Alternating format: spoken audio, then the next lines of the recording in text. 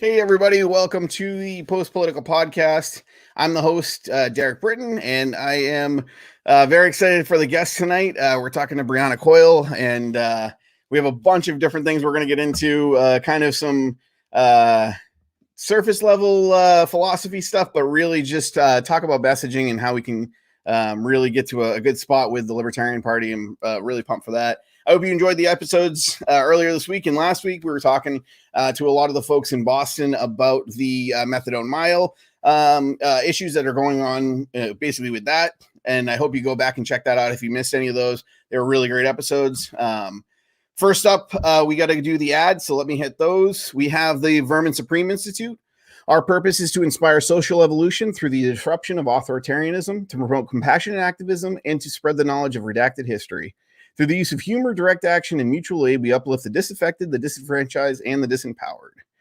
And very happy to announce the Love in Action fundraiser went well. We raised the money that we were looking for, and we have all of the stuff has been shipped now to Reno, Nevada. I believe it's gotten there, and we've got the confirmation, and we are just waiting to distribute that, I think, this week, depending on the weather. We'll see. I'll hopefully have an update for you all next week.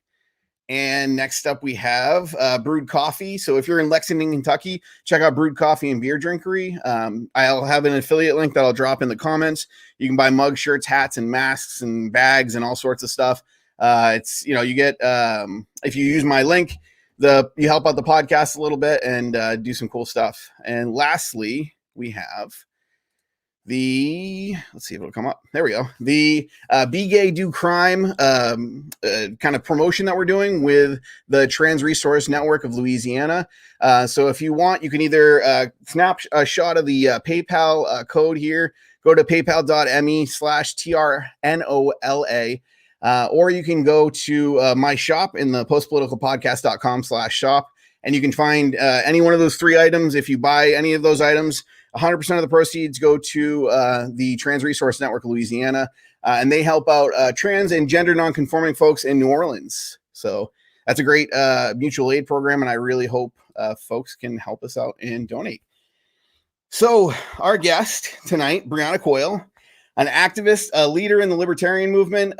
She's an outreach director for the Outright Libertarians, state coordinator for both the Radical Caucus and the Youth Caucus within the Libertarian Party in New York.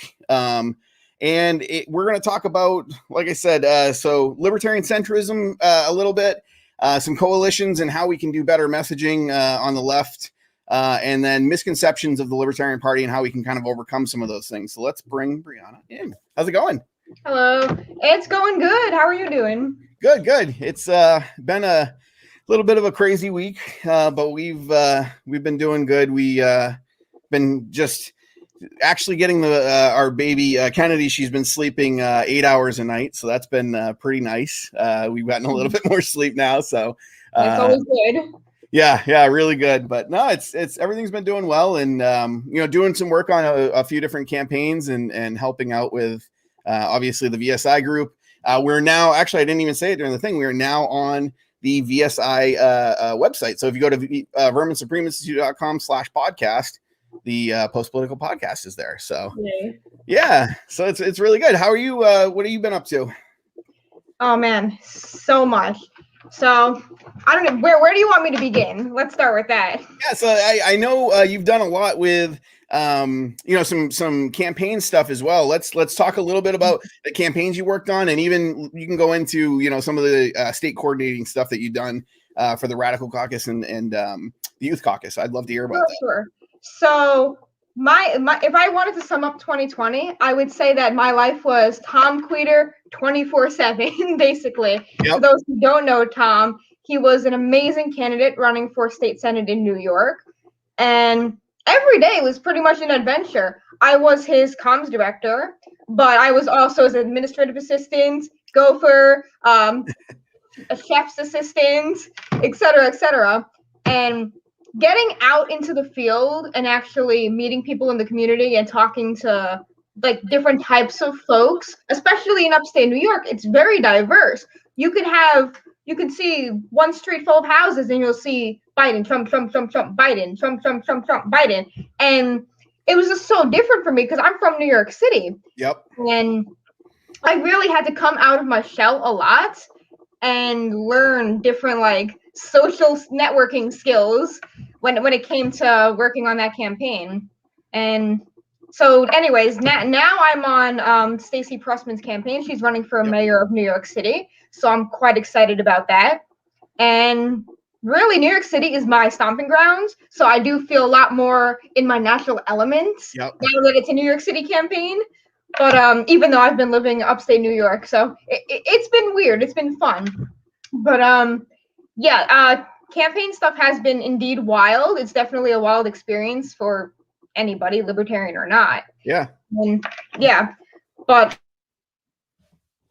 did you lose me? Oh, there we go. There we go. Yep. A little bit into, yeah. Sorry, that happened. No. Into like the state coordination stuff. So I'm the state coordinator for the Radical and Youth Caucus in New York.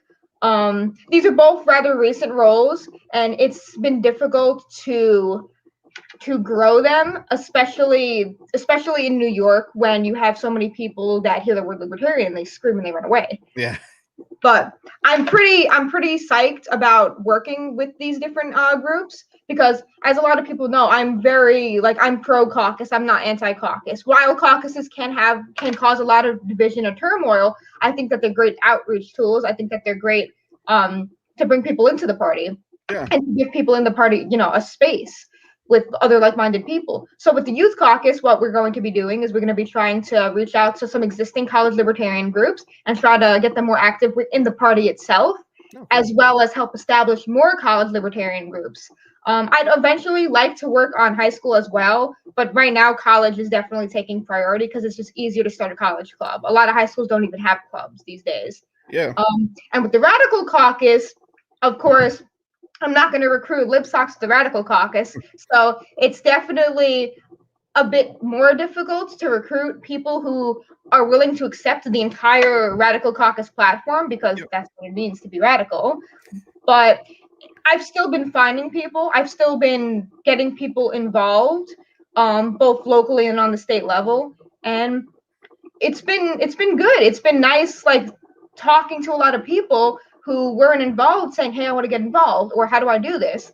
And just pointing them in the right direction, and then having people come back to me weeks or months later, giving me updates on what they've been doing, like with their local affiliate. And it's great. I love it so much. It makes me feel like I'm actually doing something. Even though it's something like so minuscule, it makes me feel happy, No, and that's huge. I think, the outreach that needs to be done to help bring folks in and make them feel kind of the way I've heard Desiree Lindsay actually describe it is a soft place to land. A place where if you go on, Facebook and go to any of the libertarian groups, depending on which groups you go to, it can be toxic. It can be really hard as a new. Really?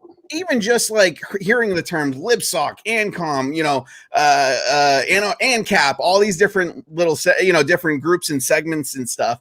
It's really hard. I know for myself, when I came in, I was overwhelmed. I was just like, I don't know what to do here. I don't know what these terms mean. I don't know where I fit in.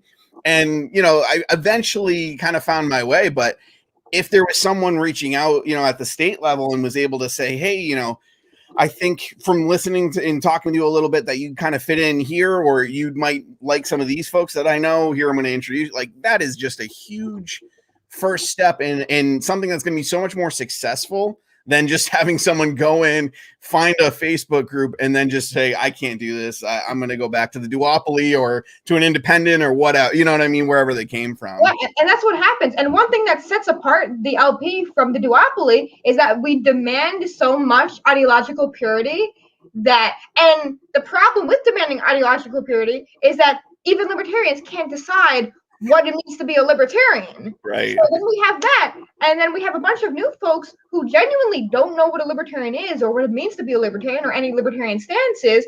And then we got these Trump and QAnon supporters calling themselves libertarians, and just nobody knows what a libertarian is, and it drives me nuts. That if the libertarians don't, the Democrats and Republicans definitely don't. Absolutely, and I think it's interesting because I think there is a rigid. And I think there's good to have a rigid set of values policies to have to adhere 100% to make for a very small tent, if you will. It's just very hard to find folks that are going to agree with 100% of 20, 30 different policies. And I feel like we've gone back and forth about being good about that and kind of not good about that. But I feel like what you're saying is something I really wanted to hit on actually during this conversation is we demand so much out of a libertarian, and by we I mean the collect, like every single. And it's funny, we don't believe in collectives, but we're a collect. You know what I mean? We fall into this, and there's tons of misnomers about not falling into collectives or being part of a collective or whatever. Yeah. But anyway, I mean, the fact that you don't see that in the Democrat, Republican, like they're not fighting people for saying you're not a true Democrat. They might say you're not as progressive as I'd like you to be, but they're not saying you're not a true Democrat. They're just saying I don't follow the same level that you fall into when you're voting for someone like a Joe Biden or or someone like that versus a AOC or a Bernie or something. And even I think there's more, nuance than that in the Libertarian Party, but we just don't kind of allow for that. You kind of get mob mentality and folks just chasing people out because they say, I'm a Libertarian 100%, except I believe in universal basic income. And they're like, nope, you're not a Libertarian. Get the hell out of here. Basically, it's like when it comes to Democrats and Republicans, they already have so much of a big tent that they don't have to have those little squabbles. Right. We're still going through growing pains, and libertarians are so desperate to cling onto a set ideology when there's multiple different libertarian ideologies to begin with. The party itself was founded by people who had different ideas and ideologies, hence the Dallas Accord, hence minarchists, classical liberals, and anarchists coming together and forming the party to begin with. Right. So acting like there's only one true libertarianism is wrong because there's lots of different types of libertarianism. And it's okay to disagree with a certain particular school of thought to say, hey, I don't agree with this because yada yada yada, right? But to say, like when people say, well, libertarian socialism is an oxymoron, like no, it's not. You can say that you don't believe in it, you think it's wrong, you think this system is superior, whatever you want to think. But then saying that it doesn't exist, it's a baffling argument to me. It's not a real coherent argument, in my opinion. Yeah, and I feel like folks get like really hung up on a lot of these things, and it forces folks out of something that it could be such a welcoming. I mean, I truly do think we have the most compassionate platform of any party existing, including, and I really do like Green Party folks and a lot of folks I've met in the DemSox groups and stuff. I love those folks, but at the end of the day, I still think libertarian, and this is why I'm in the Libertarian Party, is because I feel like it is the most compassionate party in, our established system, I guess. And I feel like we could be that kind of big tent without compromising those values that we do have. And that's what, everyone hears Big Tent, and I immediately had this knee-jerk reaction. I'd see someone saying, we should have this, Big Tent policy and just welcome in folks that agree with us on a couple of different. Well, there also has to be some boundaries where we can't let in a ton of toxic, horrible people because they want to get rid of taxes. I mean, there's got to be some sort of line we draw, yes, but we can be flexible in how we message and bring people in without being flexible on our morals and our values. Exactly. And that's why I'm not too much of a fan of the 80-20 rule, simply because the 20% matters. Right. What that 20% is matters. It's really a shame that we treat people who believe in UBI worse than we treat people who come in and say that, oh, Mexicans aren't people. It's like, well, we have the disagreement, but we should still welcome them into the party. But then you got somebody who's like, yeah, maybe we shouldn't get rid of Social Security. And then all of a sudden they got 1,000 guns pointed at their head. Metaphorically, of course. Yeah, no, and I completely agree with that. I mean, it's you can't allow folks that want to trample all over someone else's rights in without you need to talk to those folks and understand where those come from. And I don't believe in completely dismissing someone as a person, but maybe as someone that you want to work with as a party. I do. And Ashley Shade, I know we both are very good friends with Ashley. She has kind of this saying as well: I will talk to you if you are coming at me in a very negative way and don't think that I should exist as a person. I will come out and talk with you, and I will have those conversations. I will not work with you. I will not work on goals, and that's where I kind of draw the line. Is I am willing to talk to folks that might have some really awful views, just to try and understand where those come from. And there's some folks that just cannot be saved. They're stuck in that way and have been really hateful. And I don't want to personally bring my good happiness, I guess, down by associating or talking with those people too long. But if there's someone that I think has just had a bad experience or something that has really turned their ways, I think we could pull, some of those folks out. But there's got to be a point where it's where you'll work with someone, where you'll kind of talk with someone and maybe understand what they're doing. And I think that messaging gets lost when people try and say, we shouldn't just write people off for anything in particular, but we should, when it comes to working with them to try and progress the liberty movement or whatever. Yeah, because at the end of the day, when you have bigots coming into the party, they don't have the same goals as us. They might on a few issues, but right. Ultimately, if you're trying to suppress the liberty of others, then I don't know. I don't understand the argument for that. And right. Like I've spoken to legitimate neo-Nazis and white supremacists trying to understand them, because I almost dated one. I knew the person before I knew the person's ideology. Right. So I genuinely wanted to understand or save him, et cetera, et cetera. It didn't happen. Yeah. I tried, and it was gut-wrenching, but it didn't happen. And one other thing when it comes to the LP is we do have a compassionate ideology, but we have a lot of messengers that are more focused on rugged individualism and this brutalist narrative instead of a more welcoming atmosphere, basically. And there's a lot of reasons for that, because the Libertarian Party has always had lots of nerds, so to speak, right? Yep. There's also been lots of academic types. And that's one core reason why libertarians are so focused on economics and research and all of these things that don't necessarily speak to the average person. Right. Most voters don't even know about half of these policies and stuff that libertarians argue about daily. They might have a few issues that they care about. They might even be a single issue voter. And that's really what it comes down to.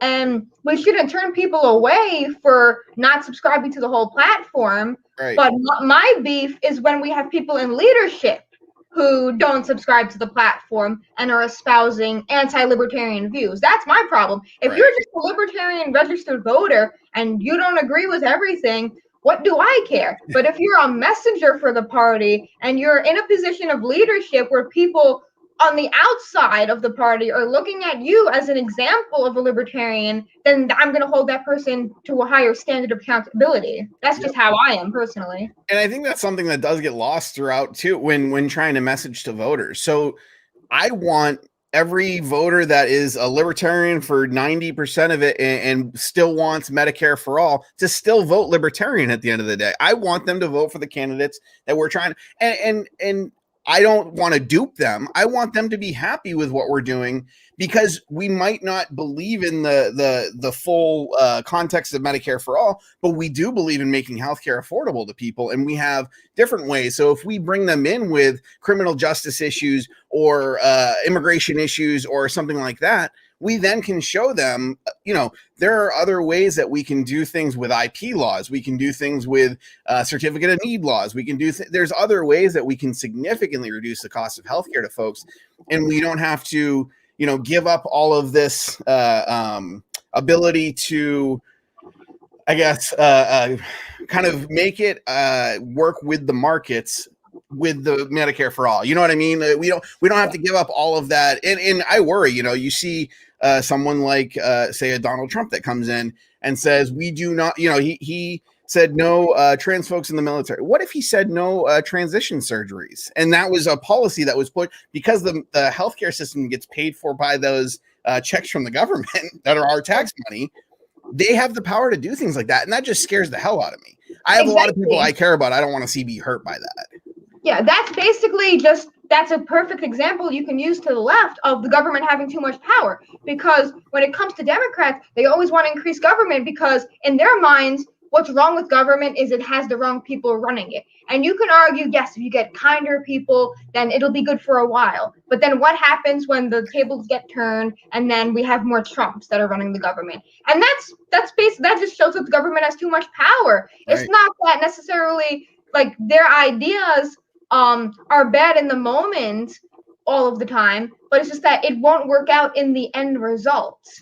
Yeah, and you see these swings every 4, 6, 8 years, 2, 4, 6, 8 years. You know that the House and the Senate will go either blue or red, and I feel like you see it in the executive power they've given the president year after year. They whenever there's a kind of a supermajority, they give the executive branch a little more power. And then the other person goes into office, whatever, blue versus red.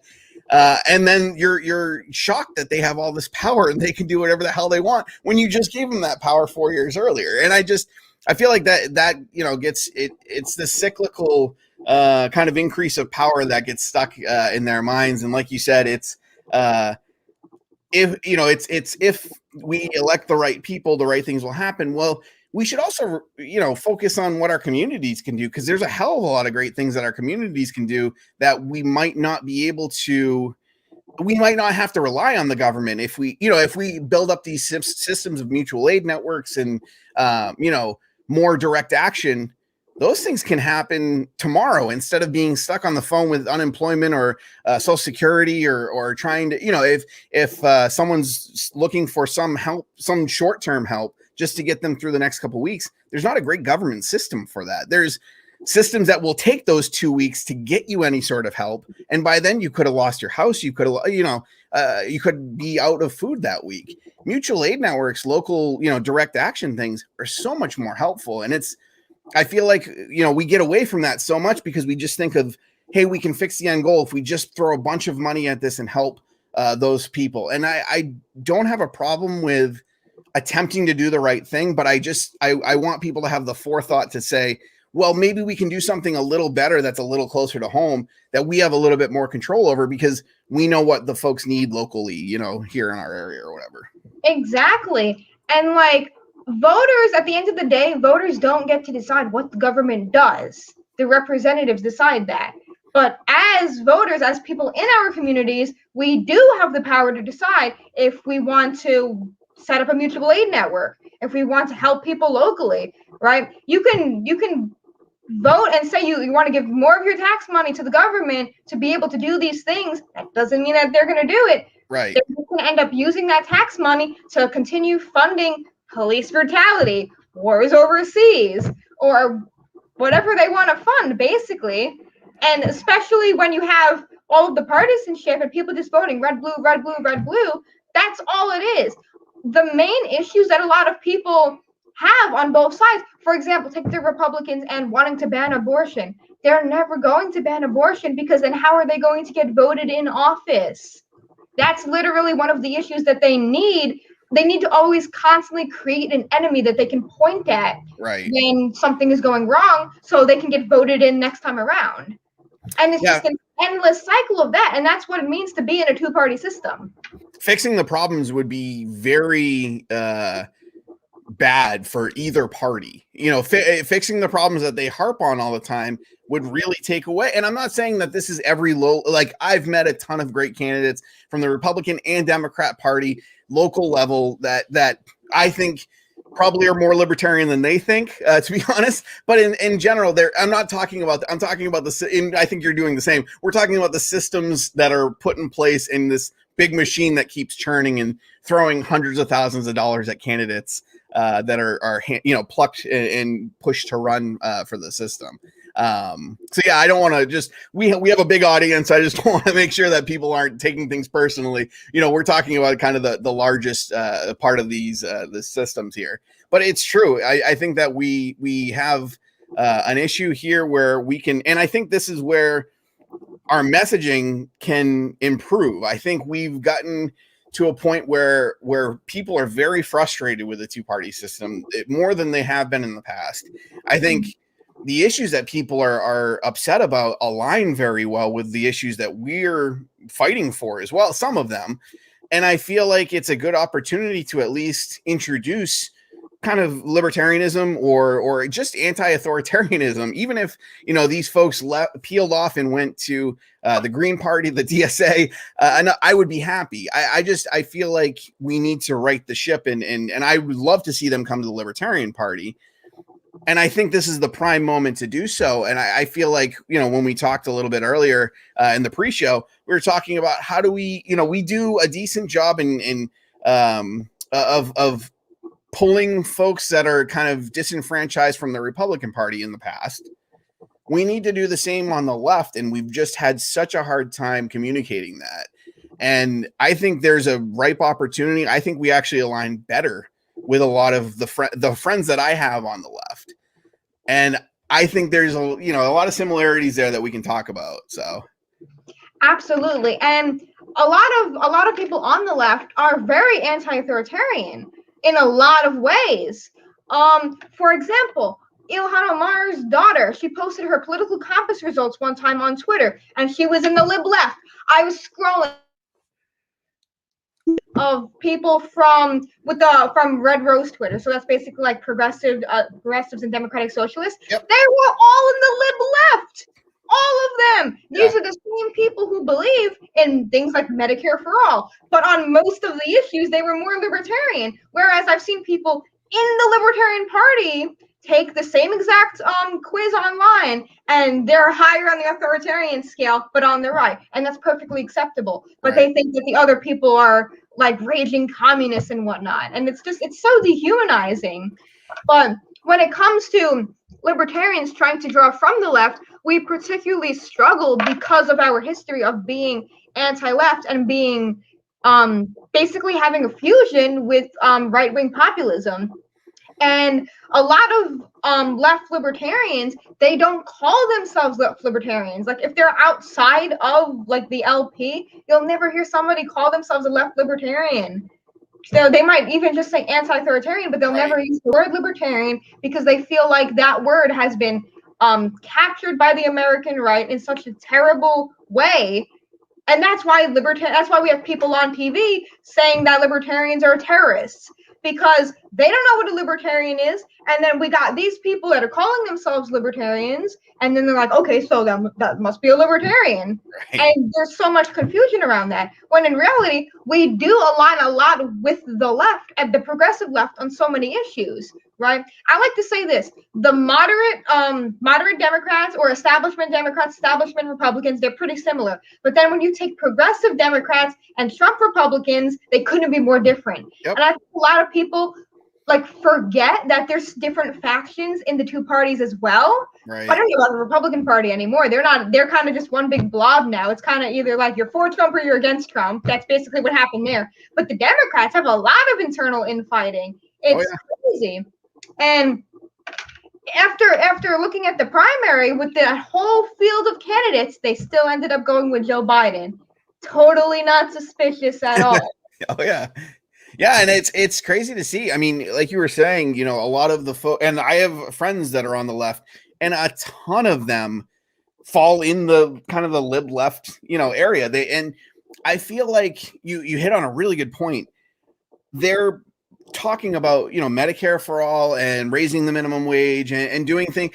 All they're trying to do is find the best policies that folks are speaking about that will help people. That's what they care about. They care about helping people and being compassionate to folks. And if we were better at messaging to them and saying, this is how you can do so without giving up all of your power to this government entity that is controlling more than you want them to control, that is surveilling more than you want them to, because just in an effort to try and help these folks, and in reality mismanage a bunch of the money that we're giving up, you know, that we've worked hard for.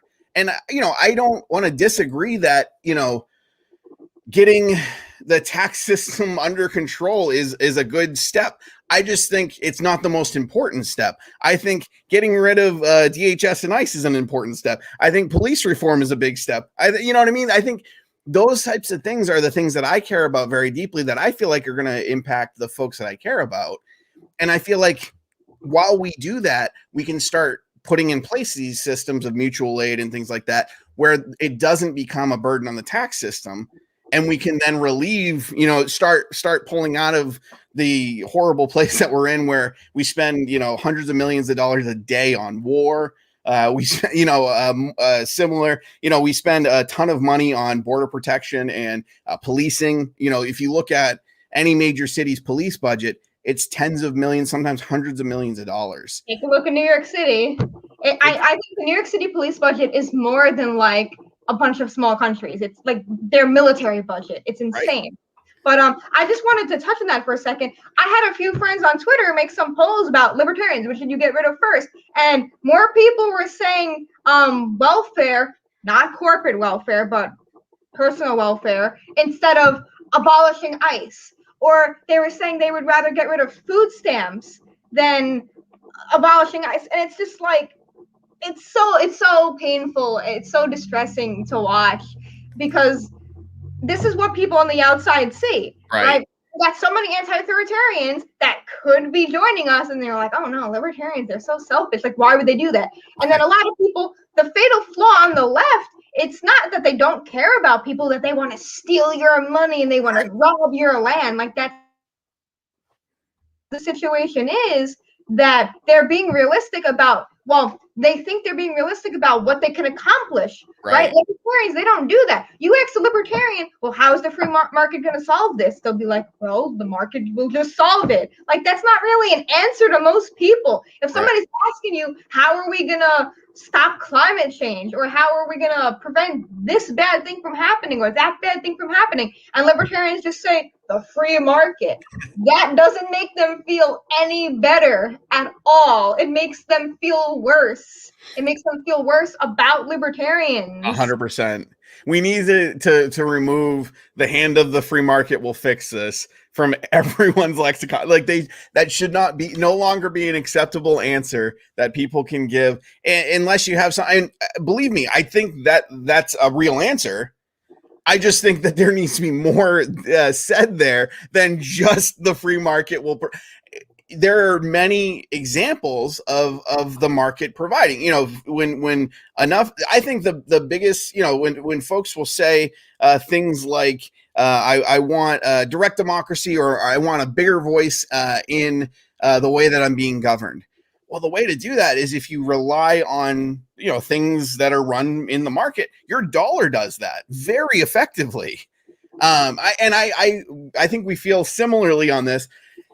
And I know I'm going to get some flack for this, but cancel culture, in my opinion, is the free market. That is what I was just going to say. You're same exact point. A lot of the same people who will talk about the free market solving issues are the same people that are complaining about cancel culture. Cancel culture is literally the market, or the people saying, we don't want this, or companies saying, we don't want this type of person, this type of behavior in our company's environment.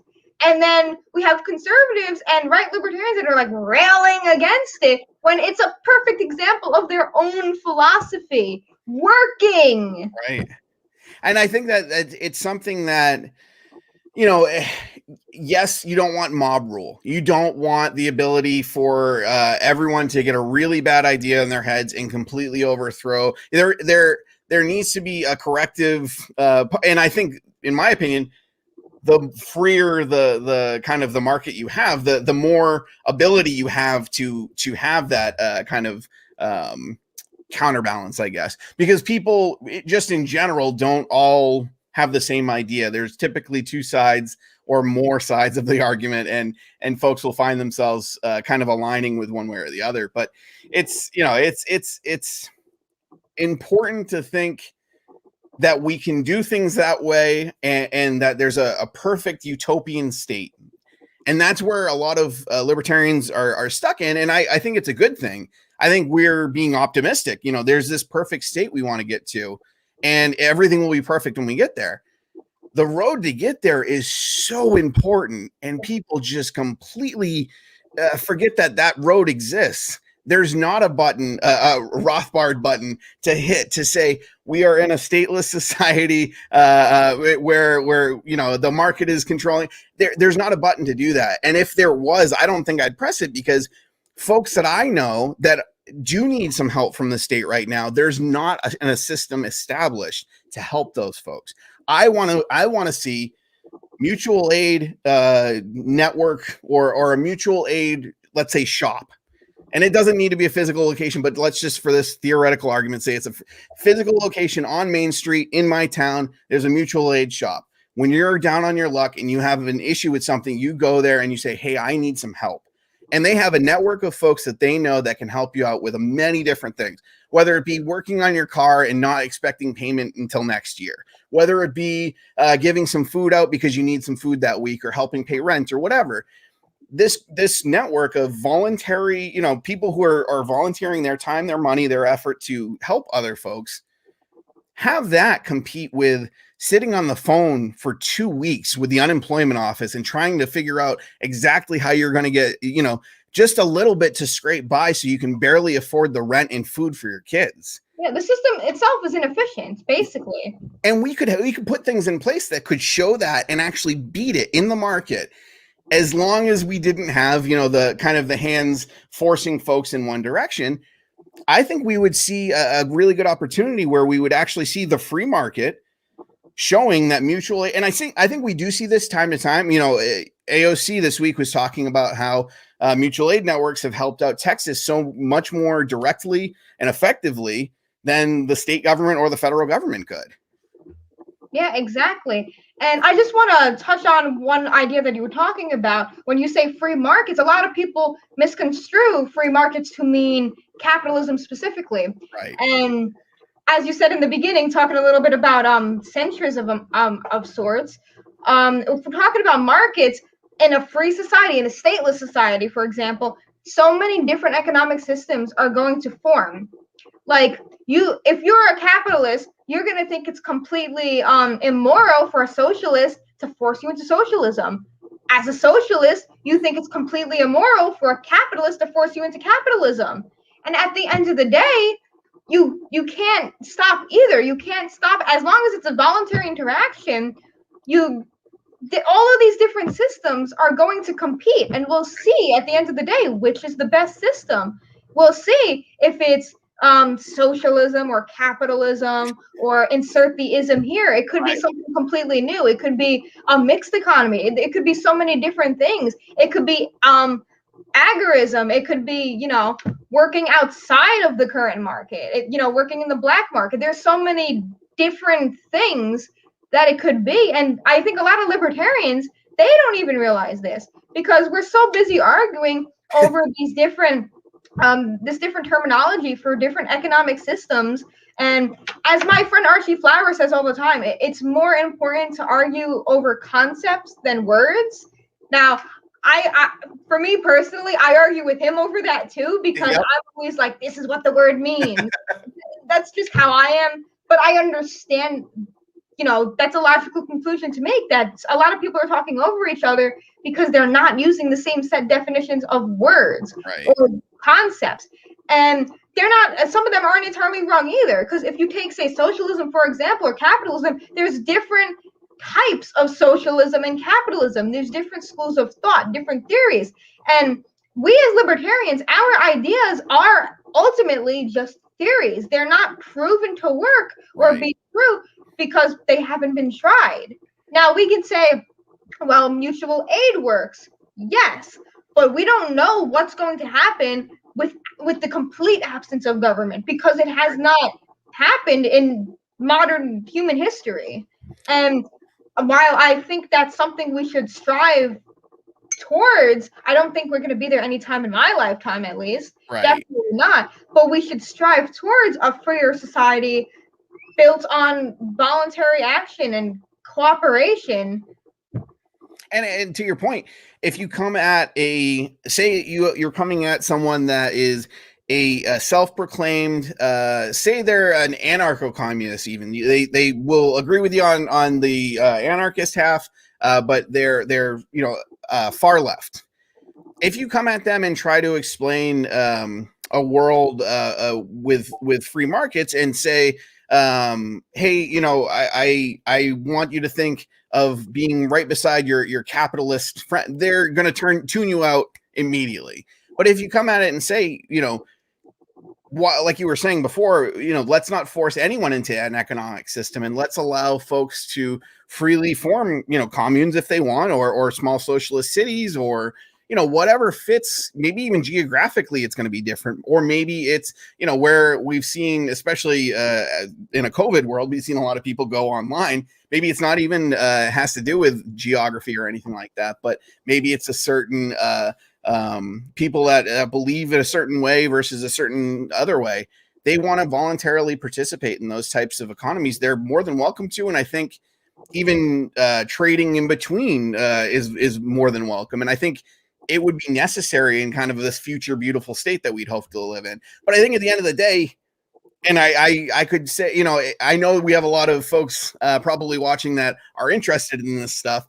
But if you're talking to the normal voter and you're trying to talk about the nuances between capitalism, the free markets, communism, and social, they're going to tune you out real quick. And I think that's a problem with our messaging that we've been kind of, to bring it around full circle to where we started, being able to talk on the issues that are super important to people, that people care about today, and to be able to relate it to things that maybe their favorite politician is saying is so important. And I feel like, there's a lot of leeway that the folks in our party do give to folks like Rand Paul, Thomas Massey, and there are some policies that they put forward that I completely agree with. Sure. But there's a lot of policies that they put forward that I really don't agree with. And it's more than, let's say, an AOC or and I'm not saying I agree with AOC 100%. There are some things that I think are some of the worst pieces of policy, put forward that they would not do what they're intended to do. But there's two things. The intention is there to do a good thing, potentially. Let's say in a perfect world. Right. And for part two, she actually is one of the only people that are talking about taking down some of these very major issue, alphabet organizations like the Department of Homeland Security, like ICE. She just, tweeted about that the other day, about she doesn't think getting rid of the Department of Homeland Security is a radical idea because it's only been around a short period of time. And look at the harm that it's done versus the good that it's done. And I love how libertarians will make the argument like, well, yes, we can get rid of the Department of Education. It hasn't been around that long. But then they'll turn around and say, you can't get rid of ICE when ICE has been around for a less amount of time than the Department of Education. And it's just people's own internal biases talking, because when you have so many libertarians coming from the Republican Party, or just from that type of cultural difference, they're going to have a lot of those preconceived notions. Like, we have way too many libertarians that are fighting in the culture war on the side of conservatives. Like, why are you doing that? Right. The conservatives, they don't want to help the libertarians. We've seen this time and time again when it comes to our candidates and our ballot access and stuff. And it's interesting. You see folks on the left too really go after their own candidate. I've seen more folks on the left go after a Democratic candidate than I've seen folks on the right go after a Republican candidate. And that too. I'm trying to be unbiased. I do have a lot of friends, I'll be open. I do have a lot more friends that are on the left than on the right. I do have a fairly mixed group of friends that are kind of all over, especially in the Libertarian Party, all over the Libertarian, as far bottom right as possible and as far bottom left as possible. I think there's this really, kind of us versus them that's been so well established. And I think the Republican Party's probably started this, and then the Democrats also took the same kind of approach a little bit later, but it's just grown and grown of an us versus them, red versus blue. If you don't vote for us, they're going to win, and either socialism's going to win or fascism's going to win or whatever. And at the end of the day, there is some good things that our forefathers had kind of put into place. A lot of it's been torn down, but it does stop this complete kind of overturn of the government to whatever horribleness they expect it to be. But I think there's such a just feeling that you have to go behind your red or blue candidate because they're part of your team, and there's this whole team mentality that completely brainwashes a ton of folks. And I don't think, I'm not saying that anyone that votes red or blue is brainwashed. I just think that it's been marketed so incredibly well. And believe me, I wholeheartedly voted for Obama's first term, thinking he was going to end the wars and stop deporting a ton of folks, and he did the exact opposite. So I fell hard for this. I'm not saying that people shouldn't or are dumb for falling. Everyone 90 whatever plus percent of voters fall for this.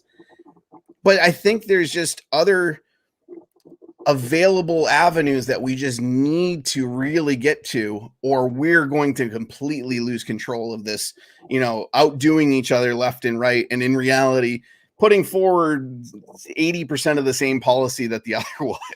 Yeah, and I definitely think it's gotten worse over the years too. Like, I'm fairly young, but before Trump, if somebody said they were a Democrat or Republican, I was like, okay, whatever. But then during the Trump period, the Trump era, I had seen it. I had seen partisanship like I never before did in my entire life. And it's gotten so bad and so toxic that now I can't speak for what it was like 10, 20, 30 years ago. I don't know. I wasn't there. But I have seen the difference from 2010 to 2016 to now. That much I can remember. And it just sucks because there's so many people who genuinely are stuck in the middle, or they might agree with some things from one party, some things from the other, but they still end up supporting candidates that are willing to do these awful things once they're elected into office. And a lot of people accuse me of being a simp for Democrats, but I voted for more Republicans in my life. But that was really just because it's New York City and everyone is a Democrat. It was kind of just, trying to tug a little bit on the other end of the rope. That's really all that was, especially if there's no libertarian in the race. And even then, I still like to be well informed about the candidate that I'm voting for. I'm not going to vote for somebody just because they're a libertarian. And I do think that the lesser of two evils argument does apply. I think that's a real argument that a lot of libertarians really just discount entirely. I'm not saying that it's good to vote for evil, but I think that always saying that, the parties are exactly the same, I don't necessarily think that's true either. Like I said, when it comes to the establishment types, sure, but when it comes to the voter bases, I see them as completely different. Like, and again, these are my own biases, but I've had to talk to Republicans about why we shouldn't enforce the Bible in the Constitution. I've never had to talk to Democrats on why we should give equal rights and equal opportunity to gay people. I've never had to have that discussion with people on the left. I've had to have it with people on the right. I've had to have discussions with people on the right on why women should still have voting rights. Right. So, and a lot of people, they'll say, well, those are fringe scenarios. I've experienced a lot of fringe scenarios from my own anecdotal evidence that makes me feel this type of way. And that's why a lot of people accuse me of being more biased towards the Democrats, when really it's maybe just a few of the progressive types that I'm more biased.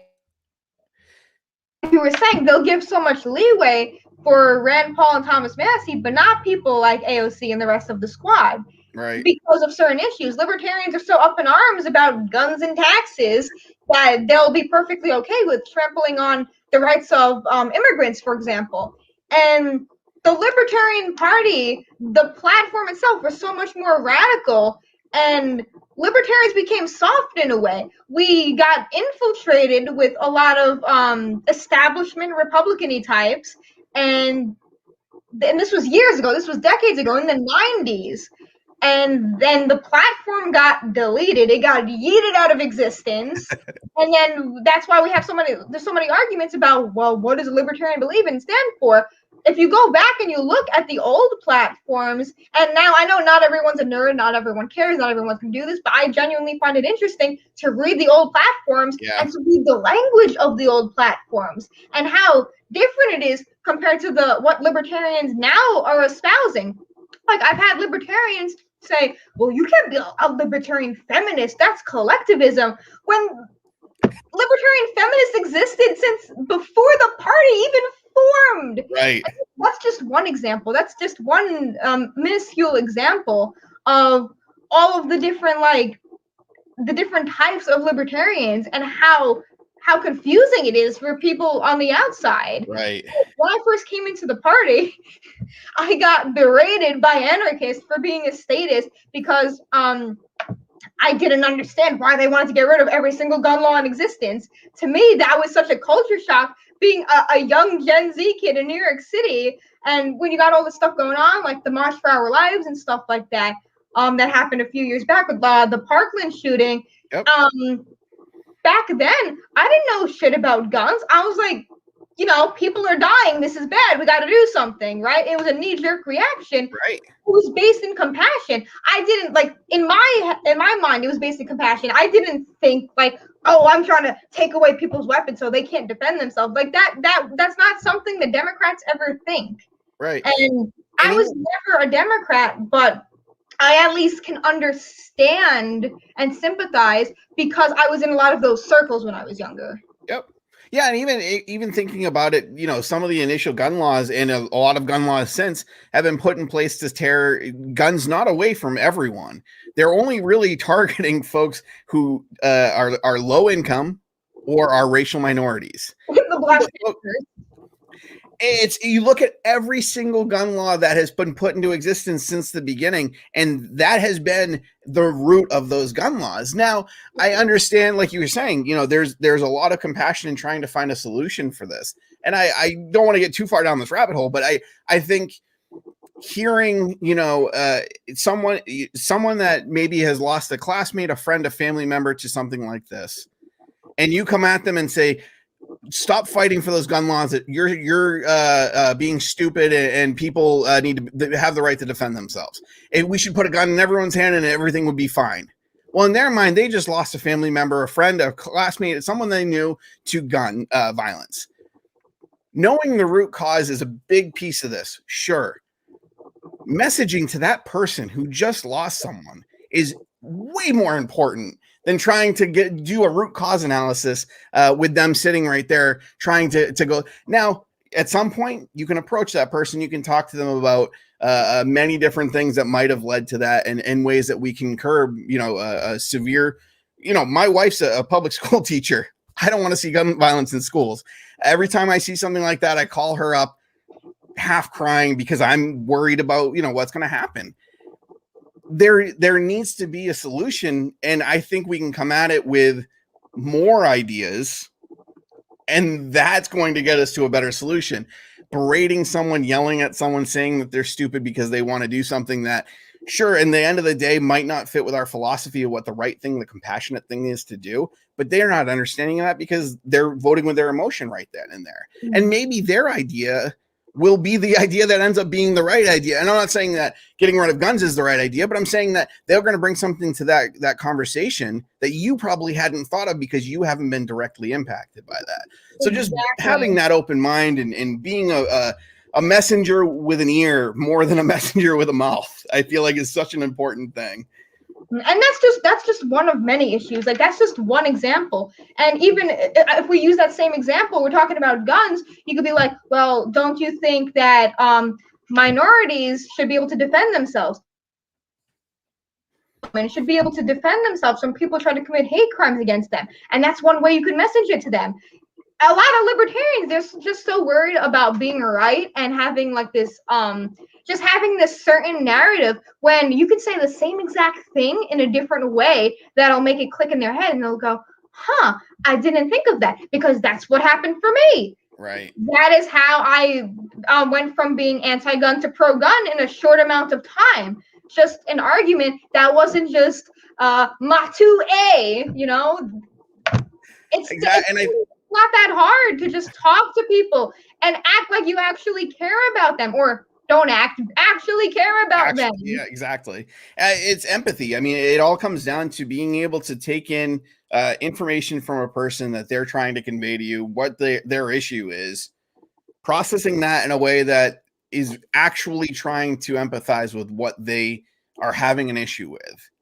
And applying whatever the libertarian solution might be. And if you don't have it, please don't just say the free market will fix it and nothing else. If you have an answer beyond the free, and you can say the free market will fix it and this is why, sure. But please don't just say that. Say, I will find out from you. I will get you contacted with folks who and I think this is something that online I would love to see folks do a better job with.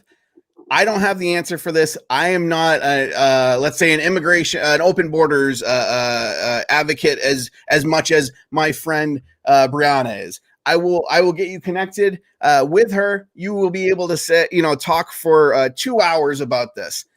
And that's what I think folks just need to do, is just be able to send folks to, I'm not perfect on how we can, reduce the cost of healthcare with a libertarian solution. So I had Spike Cohen on the show to talk about, how we could do it with it. And he is a great messenger of that piece of, the thing. I think we need to be able to reach out to our networks and do more of that kind of like specialized messaging as well. Because being an expert on everything is damn near impossible, especially with how many problems and issues are out. And yeah, I definitely agree with everything you're saying. And really, just I'm kidding. If you ever got to throw me in a conversation, you can do it. But and there's some people that are not always the best person to have those conversations either. And like for me, when people say, "Hey, can you talk to these Republicans?" I'm like, "No." Like, do you want me to start a fight? No. But then there are people that can definitely do that. I'll be straight up and be honest about what people I can talk to and what issues I can talk about. And we got too many libertarians that are trying to spearhead in every single direction with everything, and it's like, no, please stop. You're not helping the party image by doing this. You're making people run away even faster, because we already have so many misconceptions about libertarians. I always got to explain to people, no, I don't hate the poor. I don't want the disabled to die every other day. Yep. And that's the reality of it. When you're talking to people outside the party, outside of our little bubble, it doesn't, like, in the real world, it's not the same. And even when we're talking about politics in the real world, not everyone is as well informed. Most Republicans and Democrats are not very well informed about every single issue or about these vague economic policies and stuff like that. They genuinely don't know. They don't care. Right. They know pretty much about a couple of issues, what they see on the news, et cetera, and that's it. And libertarians really have to actually understand that and digest that, and then be able to direct their messaging to apply in real world scenarios. Because we all want to be idealistic, and we want to talk about the society that we want to have, but we have to talk about how to get there so we can have that society. Right. And like you said, I mean, and it is absolutely nothing. I wish that I didn't, some days I love that I do the show. I love that I'm into politics, and I love that I can have these conversations with folks that are very into politics as well. But at the end of the day, there are folks that don't care as much. They have a million things that they're trying to do with their life. They're trying to do things outside of the political sphere that might even be doing different things that might help people more, running mutual aid networks or something like that. And at the end of the day, you have to make sure you can not just, I don't want to say boil down the ideology to a 15-second conversation, but boil down what that person's going to care about to that quick elevator conversation, and being able to do so in a way that's in a positive direction, and be able to, and like you said, being able to talk to, and it's funny, I know people in the LP call it like normies versus libertarian, because there's a lot of people that don't fall into this anarcho, they're typically the rest of society, let's say. And it's so important. Like, that's 99% of voter, 98, 96, 97, depending on which election year you look at. that's most voters.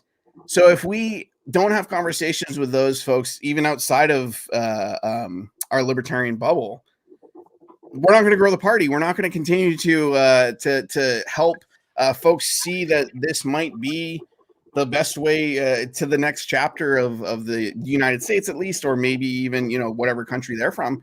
I know folks in Canada and other folks in who are looking at libertarianism as well.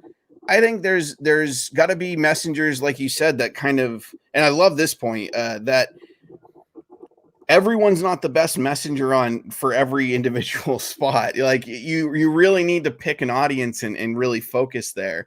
And that's one of the things I'm trying to do here. And this is a very libertarian centric conversation.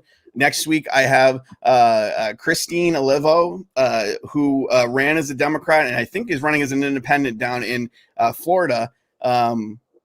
She's going to come on and we're going to talk about ways that we align, because progressive Dems and libertarians have a large chunk of things that we do agree with. And I wouldn't be able to do the same thing. Like I've tried and I've looked at folks on the right and tried to align myself a little bit more. And I'm not as passionate and I'm not as good of a messenger on those pieces. I can talk limited government and maybe some gun rights stuff, but other than that, I don't really talk in depth with a lot of those other pieces. And that's good. I mean, I think that's what we need. I think we need folks that understand who they need to talk to and talk to those folks. And we need folks that can talk to Republicans, just as well as we need folks that can talk to Democrats. I don't want to discount that just because I talk a certain way. Yeah, the only problem is we have a lot of one and not enough of the other. We really don't have a lot of people who can actually message Democrats in the party. And then whenever we have the party trying to message Democrats, they're like, well, you're not a real libertarian, And every time we start making a little bit of progress there, it's the libertarians that tear down the progress again. Yeah. And there's nuance too. Like you were saying, like the parties to be, talking about them as these, the duopoly and these two monoliths, I guess, or dualists. I don't know how you'd say that, but anyways, they're not just the Democrat. The folks left of center or left of Trump, let's say, are not all Democrats. Some of them are Dem socks. Some of them are socialist, self-proclaimed communists, and they don't believe in the Democratic Party. They believe they're all capitalists and they hate them. I think there's got to be a lot more nuance that people understand as well, with both talking to the left and the right, and understanding where we align with folks and where we really need to kind of dig in our heels and go forward a little bit more with some folks, and then kind of back off and have a soft touch with others. Yeah, absolutely. And that's, at least personally, that's one thing I try to do. I try to pick a target audience and message to that audience. And that's what more of us just have to start doing. And we have to start doing outreach instead of in-reach, basically. Exactly. That's one of the best ways to say it. So we're, we've blown past a lot of the time stuff, which I knew we'd do, because I knew you and I we agree on a lot of things in messaging and even kind of political ideology. We're very similar. And I think one of the big reasons I wanted to have you on is I think you do a really, really, really good job messaging with a lot of the folks on the left. I see you on social media talking to folks, and the folks that interact with you on those things are not typically the folks I see interacting with more right-leaning libertarians or anarcho-capitalists. And you still talk to those folks as well, and you're able to talk to kind of both. And I see that, I actually see Hody in the comments. I see Hody doing that a lot. I try and do that as much as possible as well. And I think it's great that we can kind of talk about this and kind of dive deep on a few different things. And I see some folks in the comments that did say that this was kind of enlightening to get a kind of a high level view on some of the libertarian beliefs and how it's just much more diverse than most people think of when they hear about libertarianism in the news and stuff. So this was wonderful. I want you to get, kind of your whatever you want to talk about kind of at the end. I want to give you some time to be able to talk about, and then we'll wrap up. You can't do that. You can't give me free reign. I don't know what to talk about. I'll talk about anything. Gotta pick a topic. Come on. You want to? I forgot to mention one thing earlier when we were talking about different kinds of economic systems in an anarchist society. I think that there's a word for that. I think it's pan-anarchism. Not sure, but I didn't want to actually talk about that. I just wanted to throw that out there in case anyone was interested in knowing that. But yeah, I think let's go with kind of your last piece about messaging, and then maybe talk a little bit about. Actually, you can talk about Stacy's campaign if you want. Stacy's actually going to be on the show, and I think in about a month or so. So okay, well.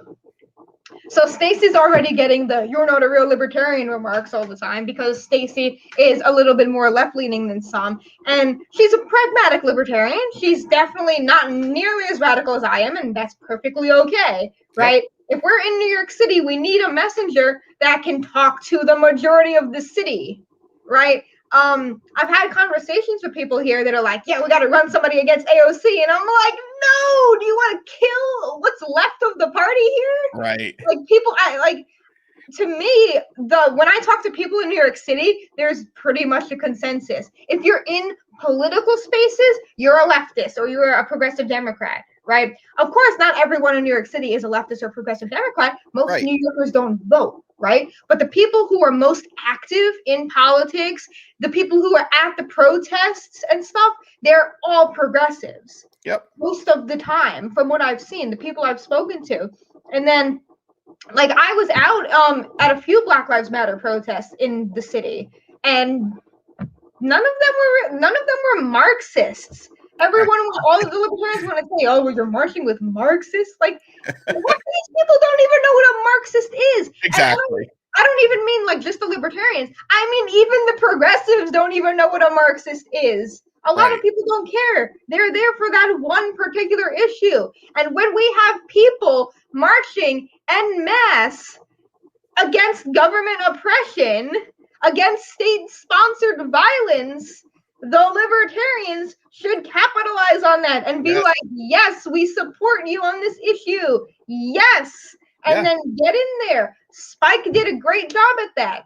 And we need more of that. I've seen a lot of people come into the party and into the movement from the Joe and Spike campaign, and it's a different type of libertarian. Like, if you talk to people who were more inspired by, say, Ron Paul or Gary Johnson or Joe Jorgensen, they're different types of people. Yep. And it just really goes to show how different messaging styles will attract different types of people. And we really have to be more mindful of that because we can't keep constantly trying the same thing over and over and over again. And that's one reason why I'm happy to be working on Stacy's campaign, because she's not going to throw out the "you're not a real libertarian" argument at everybody. That's never going to happen with her. Right. She's all about a law of compassion, inspiring people.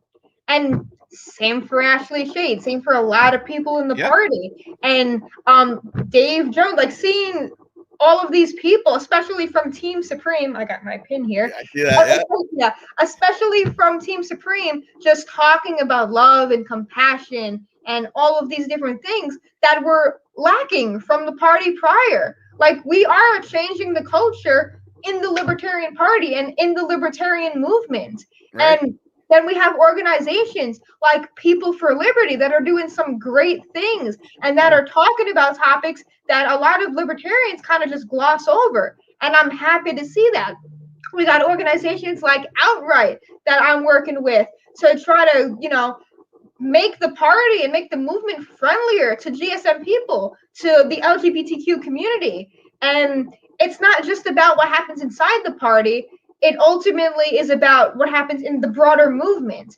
And the party holds the narrative for the libertarian movement. A lot of people don't want to accept that, but a lot of libertarians, even if they're not in the party, they still pay attention to the party. Even a lot of Democrats and Republicans, they still pay attention to other parties. Some people want to know what's going on. They want to know what the Greens are doing, or what the Constitution Party is doing, just to know, or what the Movement for People's Party is doing, just to see what's going on in politics. And I think now more than ever, we have so many opportunities to pull from demographics in the left, because a lot of them are looking for that third option. and Yes. we can present them with that third option. It's here. The infrastructure is here. It's being built. All we need to do is we have to find the words, the right words to communicate with them. And then we got it. And Yeah. not everyone is going to agree. Not everyone is going to agree with libertarian values, and that's fine. But you might have those people who are maybe, independents. They're on the fringe, and they'll be like, yeah, I'll vote for this one person that's a libertarian. And, that's perfectly cool too. It's perfectly cool to just be a voter and to just vote based on principle and not party. That's just something that helps us get out of partisanship. Right. And it doesn't help us to just not be a Democrat or Republican. That's not a winning argument for why our candidate is the best candidate. Right. We have to say, well, our candidate is the best candidate because they're going to do this, this, and this.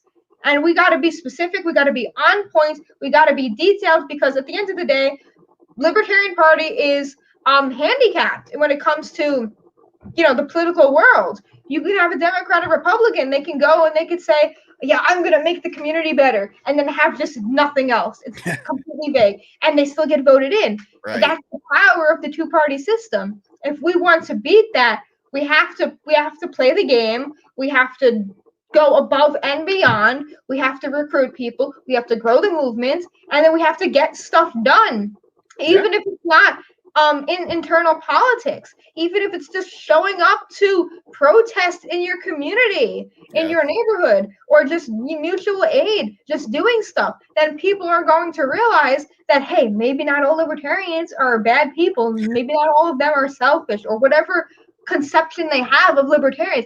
Even if you look at Republicans, they think that libertarians are, super far left liberals or whatever sometimes, which is really weird. But yeah. No, and it's so true. I think refining that message in coalitions with other third parties. I think there's a lot of things that we can do to help overturn or become a presence, I guess, within this two-party system that's been so established, and laws have been written to help protect and everything. I think there's a lot that we can do, and being present, like you said, I mean, that's the biggest thing I want folks to really take from this is even if you're in, other third-party movements and stuff, be present in your community. Don't blast everyone and scream taxation is theft in everyone's face the second you get there. Go and do the work. And if they happen to start talking with you, maybe work libertarianism in the conversation, or your Green Party or DSA or whatever, but do so after the fact, and be present doing the good things in the community so that folks see, oh, there are other options out there. Education is by far the biggest hurdle. And if we can be present in our communities and showing that there are other options out there, and you're just a voter, you're not a politician lying to them and telling them what they want to hear. And you're just a person who votes this way because you feel passionately about it. And I don't want to miss that message in what you had said. I think that's super, super important. So yeah, and doing good things in your community, it shouldn't have to be political. 100%. No cap.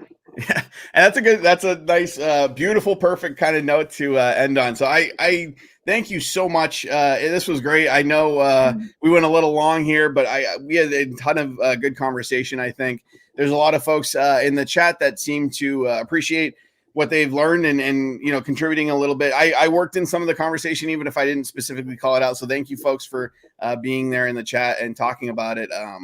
This is really great. I really, really appreciate you coming on, Brianna. I don't think this is the last time for you on Post Political Podcast. But no, thank you so much, and I appreciate it.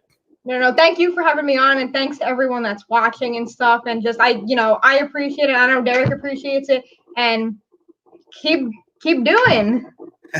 Thank you so much. Have a great night. You too.